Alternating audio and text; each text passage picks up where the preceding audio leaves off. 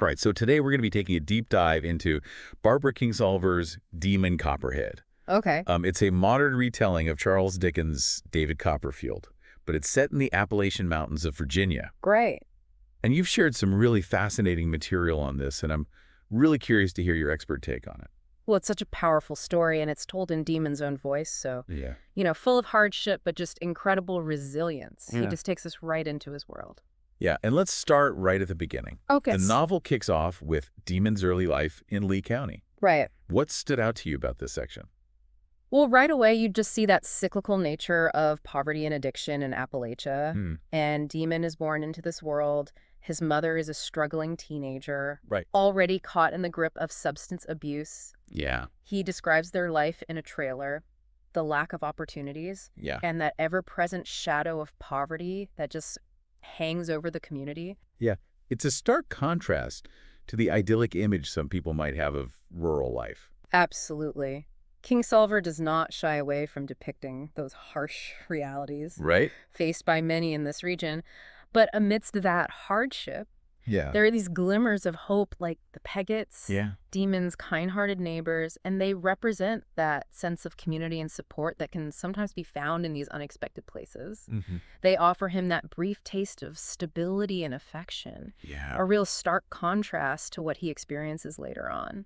It's a powerful reminder that even in the most difficult circumstances, human connection can make all the difference. Absolutely. His mother's overdose, though, really throws him into a whole new level of hardship, doesn't it? It is. It's a tragic turning point in the story. Yeah. Demon is just a young boy. He's suddenly thrust into that unforgiving foster care system. Yeah. Bounces from one placement to another, Yeah. each one presenting its own unique set of challenges. Right. And this is where we really start to see Demon's resilience just shine through. So we follow him as he navigates these early years, just constantly searching for a place to belong. Yes. What are some of the key experiences that shape him during this time?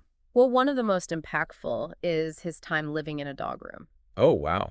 It's a literal and figurative representation of how the system just dehumanizes children. Yeah. He's given scraps to eat, forced to sleep in this cramped, filthy space. Wow. And he's subjected to constant bullying. It's just a stark image that stays with the reader Absolutely. long after the chapter ends. Yeah. It's almost unbelievable that a child could be treated that way.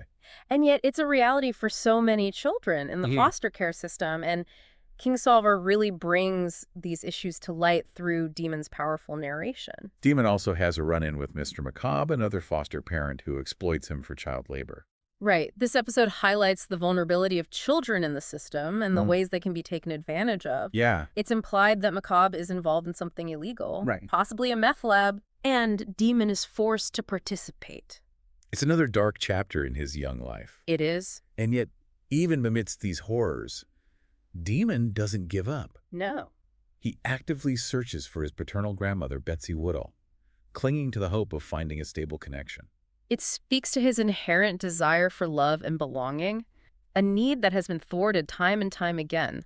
Yeah. He finds her but only stays with her briefly, Okay. and then his life takes a turn when he ends up living with Coach Winfield and his daughter Angus. Okay. And this seems to offer a period of stability and even joy. It does feel like a turning point, as if things might finally be looking up for him. Yeah. Tell me more about that period. Yeah. What changes for Demon during his time with the Winfields? He experiences this sense of normalcy with the Winfields that he's never known before. Right. He excels in school, he discovers this passion for art, and he finds success on the football field. Wow. For a while, it really seems like he might finally have a chance at a happy life. It's such a welcome reprieve from the darkness of his earlier experiences. Right. But as we know, things don't stay idyllic for long. Right. What are some of the hints that trouble is brewing? Well, Kingsolver cleverly foreshadows Demon's impending downfall Okay. through this character U-Haul Coach Winfield's assistant. Right. There's just something unsettling about him. Yeah. Almost palpable sense of resentment towards Demon. Yes.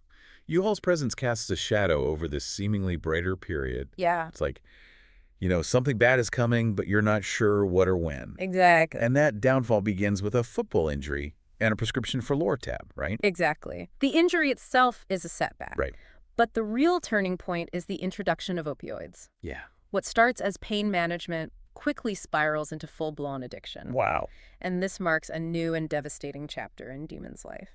His relationship with Dory also begins during this time, Yes. and their relationship is so intense and complex. It is. It's full of passion and tenderness, Yeah. but also so deeply intertwined with their shared struggles with addiction. You see how their love for each other is both a source of comfort Mm-hmm. and a catalyst for their destructive behavior. Right. They enable each other's addiction, caught in this cycle of highs and lows that ultimately leads to tragedy. Yeah. Dory's overdoses are particularly difficult to read about, Yes. and the emotional toll on Demon is immense. It is. As a reader, you desperately want them to break free from the cycle. Right. But the grip of addiction is just too strong. It is. And then comes the devastating loss of their unborn child. Yes. It feels like a turning point, not just for Dory, but for Demon as well. It's a heartbreaking loss Yeah. that just further deepens Dory's despair and fuels Demon's addiction. Yeah, that hope that flickered briefly during his time with the Winfields is extinguished. Yes, And he falls deeper into the abyss of substance abuse. he does. There's a real sense of inevitability about what happens next. Right. It's like watching a train wreck in slow motion. Yeah. You know, something terrible is going to happen, but you're powerless to stop it. Mm. And then Dory dies. Dory's death is a brutal consequence of the opioid crisis ravaging Appalachia. Right. She becomes another statistic, another life lost to the despair and hopelessness that permeate the region. It's so sad. But for Demon, it's a wake-up call, albeit a tragic one. Yeah. It forces him to confront the depths of his own addiction and the destructive path he's on. This is where we see the ripple effects of Dory's deaths kind of extending outward, impacting other characters like Fast Forward and Hammer. Fast Forward's death is particularly shocking. It is. He's at Devil's Bathtub with Maggot and Hammer, fueled by jealousy and rage, confronts him about his relationship with Emmy. The confrontation escalates quickly, Right. and Fast Forward, fearing for his life, jumps from the cliff, Wow. falling to his death on the rocks below. It's a senseless act of violence that underscores the volatility and desperation that often accompany addiction. It is. And then Hammer jumps in after Fast Forward trying to save him. Right, and ends up drowning in the currents. Gosh. It's a chain reaction of tragedy. Each event a consequence of the choices made by those caught in the web of addiction and despair. Right. And Maggot, who witnessed it all, Yes. ends up being charged as an accessory Right. because he had supplied Hammer with drugs earlier that day. It's a very powerful scene.